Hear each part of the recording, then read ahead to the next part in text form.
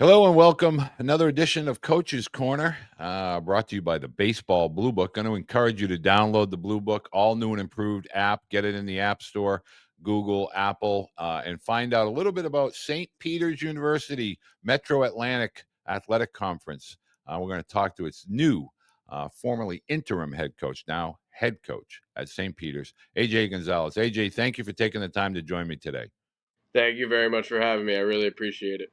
Well, you must be thrilled to have that interim tag removed and now get to build out a program that represents not only your philosophy, but the school's athletic philosophy. Talk a little bit about your journey to St. Peter's and what makes St. Peter's University such a unique opportunity for a prospective student athlete. Sure. So I started my coaching career at Dominican University following my playing career. Played 4 years, went the JUCO route, played Division II and Division III ball. Ended my career at SUNY Oneonta. Then I went to Dominican University under Skip, Rick Giannetti. He's been coaching now for 40 plus years, and I credit a lot of my success and towards him. He taught me a lot in my short tenure there. And then head coach Grant Neary brought me in as a volunteer assistant, working with the hitters and the catchers to start my first year. Worked tremendously hard and got promoted to associate head coach this past season, and then now getting into my role now.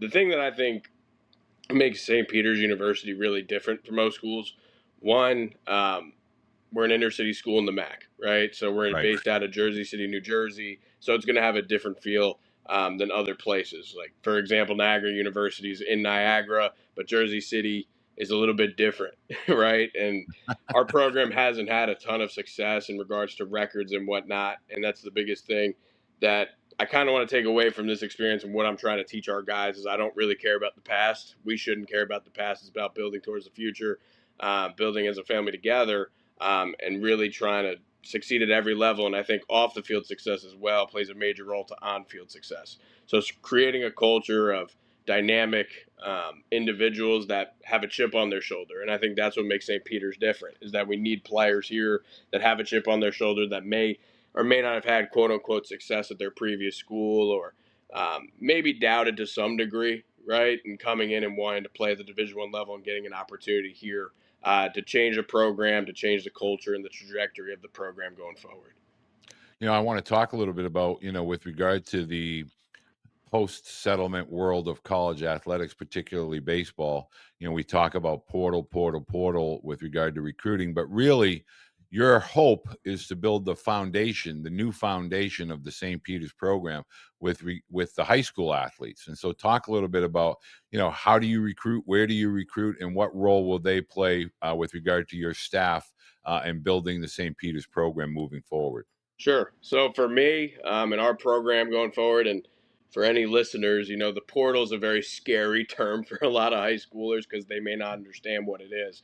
Originally, when I played, it was for guys. Maybe it wasn't an academic fit, maybe it wasn't a school fit or a program fit, and guys would want to go in there and get another chance. And obviously, the rules have changed and over the past few years, and I don't expect that to change either. I expect there to be changes every year. But for our program, I really want to dedicate this program to a lot of freshmen coming in every year. I think it's our way of building the foundation, right? Because if you look at every school in the MAC to talk positively about programs, Fairfield had a number of guys as freshmen in their program that when they're seniors, they understand what they're about. They know what they have to do on a daily basis. And I don't want to have consistent turnover. It is the nature of the beast, but I want at least 5 to 6 freshmen to stick it out for 4 years so they know me, they know what the program's about, and most importantly, they see how the MAC is for 4 years. Because what I've seen here is guys transfer in and they may not have the same success because it is different baseball at every level. It doesn't matter, regardless of conference and where they come from, it is different baseball. The MAC is a very talented conference, and I feel as though the guys that keep winning awards and keep winning baseball games are guys that have been there year after year and trust the program and trust their respective programs and processes. So for me, I think the 2025 class is huge. We are bringing in a pretty big freshman class of 17. The reason for that is just because I really want to give freshmen the opportunity to play. Freshmen are very eager, bright-eyed, wide open, and they want to get on the baseball field and compete. And in a generation where, yeah, we play guys that are 23, 24 even years old, and I don't really care about the age or the portal as much. I care about guys that are good at baseball and that have good character. And I feel as though the past few years we've had freshmen that do that. I just want a collective unit as freshmen to come in and succeed at our level. We do hit the portal pretty consistently just because it is the nature of the beast. We had a huge departure class. We had 19 graduate. We had a ton in the portal. So, obviously high school recruiting dumbs down in the 2025 class going into this past summer. But, the freshmen we're bringing in, I'm more than confident are going to compete day one of the fall. They know the expectations right now and the standards that we've created here already. I'm getting calls daily about how they're excited to come in, and that's refreshing as a coach, right? That, you have a bunch of 17, 18-year-olds that are just getting started in their journey. They want to know what dorm they're in. They want to know their roommates. And that part of it's cool for me because you're not just impacting them as baseball players, you're impacting their livelihoods and their families entrusted to me for the next 4 years. That's the cool part about it as well. The freshmen for us, at least for me, I want them to be pretty local. Within the Northeast region, we have hit the South a little bit, Southeast. But I really feel as though this freshman class and the freshman classes from years to come is going to be our bread and butter. Can you talk a little bit about some advice or words of advice that you might offer, future high school graduates, whether it be in the 26, 27, or 28? How can they prepare to be a college student athlete, particularly at St. Peter's? Like, what are some of the things they may want to not focus so much on and really reevaluate and kind of begin to get prepared for what truly awaits them as a potential student athlete at St. Peter's? Sure. So number one for us, I tell every recruit that comes in that we're not a glitz and glam type of school, right? We're not going to have all these cages, rapsodos, hit traxes, and all these stuff that you may or may not see at bigger schools. This is a great opportunity to not focus on that sort of stuff. It's a great opportunity for guys to come in and just, at its purest form, play baseball. And I think that's been a forgotten art at times, is just playing baseball, right? And being good at baseball. I've gone to many showcases and camps where I feel as though the feel for the game has gone down a little bit. And a lot of people don't know why, right? Like why it's gone down. And I think for us, getting guys that love the game obviously is important. Being a great teammate is important. But not only that, understanding coming in that there are going to be um, differences in programs. Yes, we're Division 1. We do fundraise a lot, and that's our plan all the time. And a lot of people are like, "Well, you're Division 1." I don't understand. And I've had a kid come in and say that. It's what we do. I also look at fundraising as a great way to team build and build up a culture as well. If it means parking at the Giants and Jets games or doing a golf outing, those events for me are important because it also gets the guys together. And you have to be willing to do that as a student athlete for us. Um, and every day there's an opportunity to get better with that. Building the program every single day is important. Number two, I'd honestly say, a lot of guys compare each other a lot. I say stay in your lane and focus on your development. Everybody's going on Instagram. This kid committed here. This kid's going there. And it gets nerve wracking as a high schooler.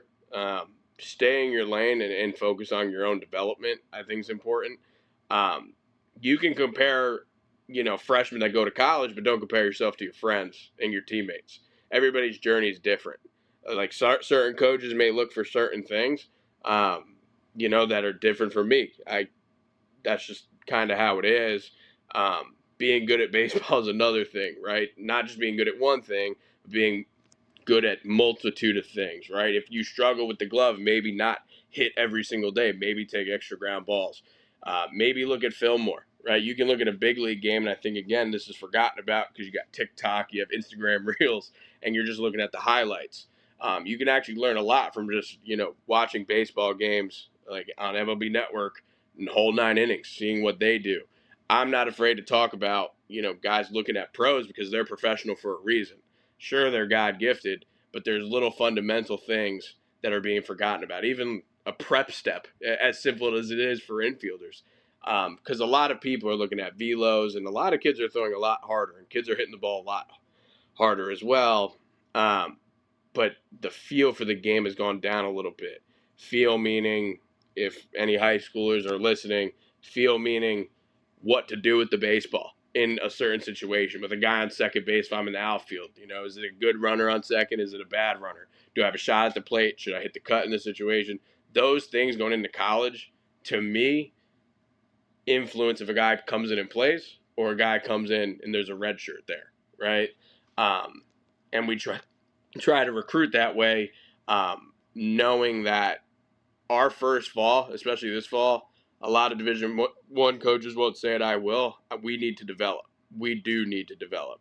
Division 1 is a very much a win right now kind of mindset, and that's definitely understandable because we want to win every day. I think winning this fall for us is developing our game plan and our game style going into the spring, creating that foundation.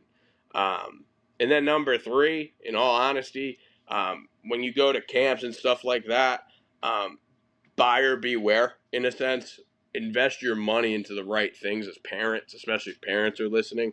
Invest your money into the right organizations and people.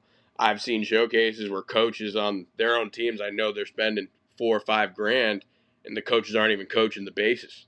And I'm kind of sitting there, and I'm like, as a coach, I'm kind of like, if I was a parent, what would I think? Are they developing? Are they just out here paying checks and paying money? Um, for me, I think what works for our program is team camps. Teams will email us for team camps. For us, that's our best way to see it in person because we have 4 people right now on staff. We can't be everywhere all at once. And if we're at a Diamond Nation per se, we're looking at one player, right? You're not just going to the field anymore and looking at a bunch of players to choose from. Usually, you're getting a DM on Twitter or X now saying, "Hey, my name is so and so. I'm playing at this field at this time, and if I like his video, I'm going to go out and watch it." Um, and those are for players that may excel in certain rights, but play for teams that have team camps and go to different colleges and they have the coaches talk to you. I think I was at George Washington the other day, and they run a terrific team camp, and I learned a lot from that to take to ours. And they were very interactive, and it was awesome. Because a lot of kids are scared to talk to coaches because we don't seem like real people, but we're real people that talk the same and do the same things. Um, and what I've seen is a lot of guys are just nervous too. Like, invest in the right places, invest in the right teams for yourself in order to get exposure. And when you get the opportunity to expose yourself, you have to know you're ready. I've seen a lot of unprepared baseball players. The first thing I look at is how you walk into the dugout. Um, if you have flip flops on, for me, I don't feel like you're ready to play that day. But that's us in our program. I can't speak for all programs, but then I see how you play catch as well. Like, how are we hitting each other in the chest? Are we having a progression? Are we doing the right things, or are we just throwing the baseball to throw the baseball because coach told me to? So those are the three biggest things that I think being prepared is very, very important. Knowing what you're buying and selling into, and knowing if you're developing or not. Those are the big three things for me. Well, you covered a lot there, and I'm going to break some of that down. I want to encourage parents to understand it as well as teams, travel high school teams. In the Blue Book app now, you can put your whole team and have team chats. You can have team schedules, practices, etc. And that's one of the new and improved features on the Blue Book app. So again, go into the Google or Apple, App Store and download the Blue Book. Create your profile both individually as well as an organization. And so, AJ, you nail some pieces that I try to preach, and I always tell families that I'm working with, coaches are watching your catch play. Like, you can worry about your exit velocity, your arm velocity, all of this stuff, spin rates, horizontal, vertical, but catch play. And I want you to talk a little bit about competitive catch play will capture your eye and then make you follow that athlete out onto the field because of the way they conducted themselves during catch play. So just talk about that dynamic as well as kind of carrying it into watching more baseball. We're so consumed with lessons and games and tournaments and really the playing and the participation, we're not really worried about the practice or skill set development, both individually and as a team, but more importantly, watching the elite of the elite, how they're doing their pre-reads, how they're doing their pre-steps, their pre-pitch movement patterns. Talk a little bit about why that is so important to becoming an elite college student athlete. In simple terms, it's game like reps. You're never trying to go on a field and not take game like reps and game speed. You'll see a lot of guys dilly dally on a field. Everything at college is so fast paced. It doesn't matter the level, Division One, two, three. Everything is so much faster. Um, and for our catchers, especially because I work with our catchers primarily. We have 7 steps that we take. It's about a 10 to 15 minute pregame routine, and everything has to be on the dot, even as the receiving guy, right? So let's say it's step 2 and we're working on throwdowns to second. Catcher will have the ball in his glove, throw to second, quote unquote. The receiver will go in for a tag at the plate. Those things are important because those are things we are going to do in game. And we have to be able to execute at a high level. And those things don't get looked at as much anymore, in my opinion. You're right. Um, Infielders for us have a certain progression, ball and glove, making sure we have the right footwork. Outfielders will flip the ball up to themselves. Yeah, it looks simple, but simple is okay and simple works. A lot of people are trying to over sophisticate this thing or not do it at all. And those are the two parallels I've seen: over extreme and then not enough. So for us in our program, we try to keep it simple, because in game reps are going to happen and you have to work on it almost religiously all the time. So for us, I think that's the biggest thing we look for in catch play. Not just going out there, jogging out there with your jersey half off and just throwing the baseball. Going out there with a plan, and it's very obvious. A lot of high schoolers don't see it because they're in game mode, so they're focused on just the game. But you could tell if player A on the line is doing the right thing, and he looks like he has a clue what he's doing. If he's an infielder, he's using a ton of footwork in his catch play. He's following his throws, and then you'll see player B just here, flip the ball over. Let's have a 5 minute catch, and I'm ready to go. And for us, I think that's the biggest thing we look at too. Would like to ask you from a college coach perspective. I don't think we talk enough what I call off the field preparation. Can you talk about the need for athletes, especially at the younger ages, as they're getting into the college, that junior, senior in high school, they're preparing for college. Talk about the necessity of having time management and daily routine management, and how that correlates to success, both as a student at the college level, but as a college student athlete as well. So one of the things we talk about on our visits is definitely time management in the sense of game days. The game days are really long in college. Mom and dad can make you pancakes at 9 a.m. and then you head to the field. It's not really the case for us. If we have a home game and you have class at 8 a.m., you're going to class at 8 a.m. And then let's say you end at 12, you'll probably get to the field around for early work, 12:45, 1, and you still got to eat.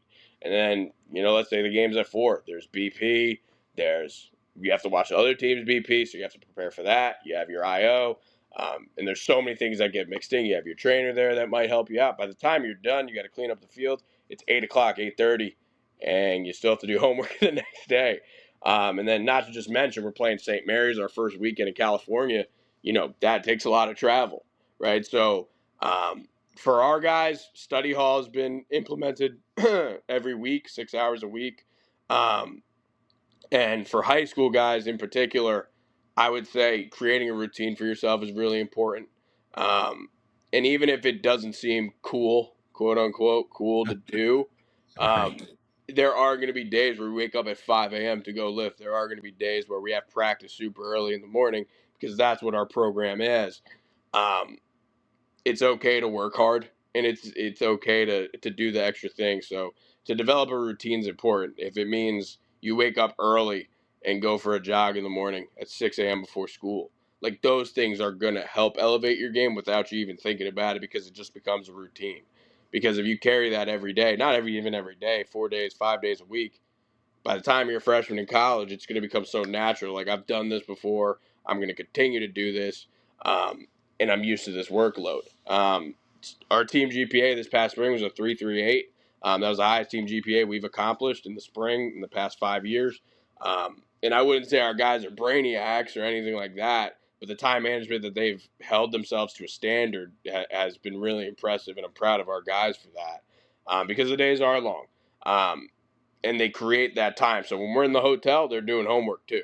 Like we're not just off. You're not just chilling in bed, in the hotel waiting for a game. Our guys have to maintain a certain GPA in order to play for us. So I mean, time management for us. As soon as you get home, as a high schooler, let's say you don't have practice that day, don't procrastinate and play MLB The Show. Just go do your homework for 2-3 hours, and it'll still be there. The video games will always be there. The friends will always be there. The opportunity to play college baseball will not always be there. So preparing yourself for that's important.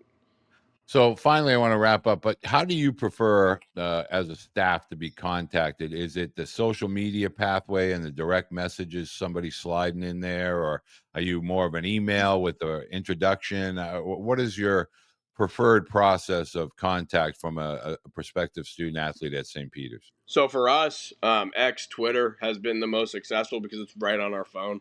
Obviously, emails are too, but there's so many emails you get if it's from administration, if it's from uh, other prospective players, even just spam. So Twitter or X is definitely the form. Keep the messages short. Like we are on a time crunch all the time, and this is for all coaches in America. We're always on a time crunch. So if it's a simple, hello, my name is, my GPA is this, I play this, I'm from here. Here's my video. For us, video is so important. Video, not just stats. Stats can be deceiving at times. Video is so vitally important in-game reps. So it's okay to ask mom and dad to take a video from a certain angle. It's not just swinging off a tee or hitting BP. I want to see what you could do in game, and that opens the door for us to watch you in person. So definitely email. We like email. I'm not going to rule it out, but preferred is X or Twitter. Can you just briefly, I want to follow up, talk about the video, the preferred video. So obviously from the open side, so if you're a right-hand hitter, mom or dad, whoever's taking the video is going to be over by the first base side. Try to preferably be, widen that lens and get a little bit more of a close-up so you can see the pitcher and the hitter.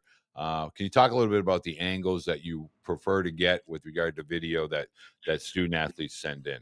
Sure. So for me, the angle of your right-handed hitter, left-handed hitter, opposite side, right? So first base side, don't be too far away because it gets tough when you're looking and you just see it looks like a bunch of ants running across the screen. Obviously, don't if your coach is on the first base side, don't bug them too much, but get close enough to where you can see pretty much everything you can in a swing. Um, I don't like the behind shot, but if you get close enough, it is a good view for a hitter. And make sure you follow where they're running too. Don't just end the film after they get a hit. I want to see if he's dogging it to first base or not, or Bingo. if he's taking a hard turn. The celebrations and the oven mitts are cool, and that's great. But for us, we try to refrain from that now.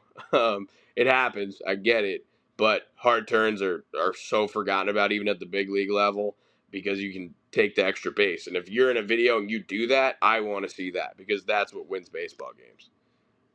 Well, I want to let you know you just made my day because that's all I talk to kids about. They'll send me a video saying, "Hey coach, I got a couple hits today," and I see them going around first base like dogging it. I'm like, "Yeah, that's not going to work. Don't send Yeah. that video out. Take that video down."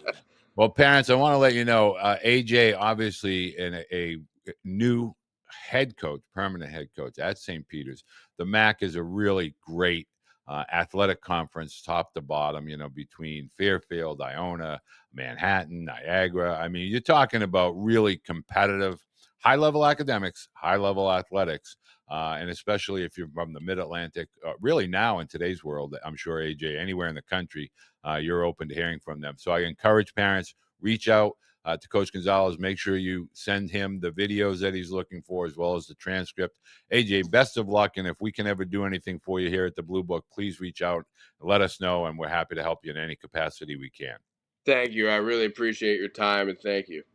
You're very, very welcome. Parents, you're going to be able to find everything that you need with regard to St. Peter's, as well as the MAAC, the Metro Athletic Conference, in the Baseball Blue Book, as well as St. Peter's prospective team camps and individual camps. I encourage you, look them up because they're going to be a team to be reckoned with regard to the not only the MAAC, but college baseball Division I level, with regard to now parity or equalization throughout Division I athletics. And even if you're in the portal, reach out to Coach AJ. Thanks, AJ. Thank you very much. I appreciate it.